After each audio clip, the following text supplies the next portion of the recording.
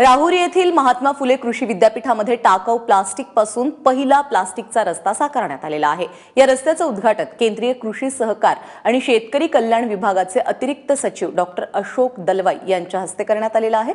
पाहूयात कसा आहे प्लास्टिकचा हा रस्ता।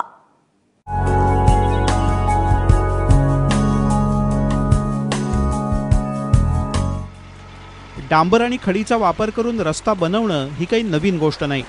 मात्र राहुरी कृषी विद्यापीठात तयार करण्यात येणाऱ्या रस्त्यांची गोष्ट काही वेगळीच आहे। कारण या रस्त्यांसाठी डांबराबरोबरच प्लास्टिकचा सुद्धा वापर करण्यात आलाय। राहुरी कृषी विद्यापीठ प्लास्टिक मुक्त करण्याचा संकल्प कुलगुरू डॉक्टर के विश्वनाथा यांनी सोडला आहे आणि त्याच संकल्पनेतून जन्माला आली प्लास्टिकच्या रस्त्याची कल्पना। पिछले 15 महीने में कलेक्ट किया टन्स ऑफ बहुत सारे प्लास्टिक को एक जगह इकट्ठे कर रहे थे। उसके लिए हमने सोचा इसको यूज़ करके प्लास्टिक रोड बनाने में, ये रोड में टार डांबर के बदले 10% 8 to 10% इस्तेमाल कर सकते हैं। गेल्या वर्षभरापासून राहुरी कृषी विद्यापीठाचे विद्यार्थी आणि कर्मचारी प्लास्टिक गोळा करतात। त्यासाठी आठवड्यातला एक ठराविक दिवस फक्त प्लास्टिक गोळा करण्यासाठी निश्चित करण्यात येतो।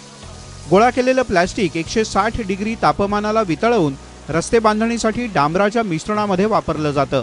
प्लास्टिक वेस्ट आहे, बॉटल्स आहे, बॅग्स आहे आणि प्लास्टिक पिशव्या आहे, ते वेगळ्या वेगळ्या ज्या साईजमध्ये असतात त्याच्यामुळे लोकांनी जे वापरून ते फेकलेले असतात ते बॉटल, त्याची काय उपयोग होत नाही आहे कुठल्या याच्यात। त्या डांबरीची जेवढं 10% प्रमाणे बाय वेट जे डांबर जी 1 टन लागत असेल आणि त्या 10 टन म्हणजे 100 किलो आपण त्याच्यामध्ये मिक्स करतो। त्या ह्याच्यामध्ये डांबरी मिक्स केल्यामुळे ते एक जीव होतात, त्याच्यामुळे आपण डांबर प्रोडक्ट जो आहे म्हणजे रोडसाठी तयार होतो ते तयार करून आपण ते रोड तयार करून घेतो।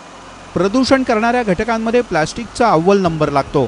मात्र रस्ते निर्मितीसारख्या इतर प्रकल्पांसाठी प्लास्टिकचा योग्य वापर करता आला तर फक्त राहुरीच नाही तर संपूर्ण भारत प्लास्टिक मुक्त होईल। स्वच्छ भारत संकल्पना सध्या सर्व देशभर राबवली जाते। भारत स्वच्छ ठेवण्यासाठी अनेक संदेशही दिले जातात। राहुरी कृषी विद्यापीठाने साकारलेला हा अनोखा प्रयोग निश्चितच प्रेरणादायी आहे। प्लास्टिकचा कचराचा वापर करून या ठिकाणी हा अर्धा किलोमीटरचा रस्ता बनवण्यात आला आहे। असे रस्ते जर संपूर्ण राज्यभर देशभर केले गेले तर स्वच्छ भारत होण्यासाठी अधिक मदत होईल। नितीन ओझा, एबीपी माझा, अहमदनगर।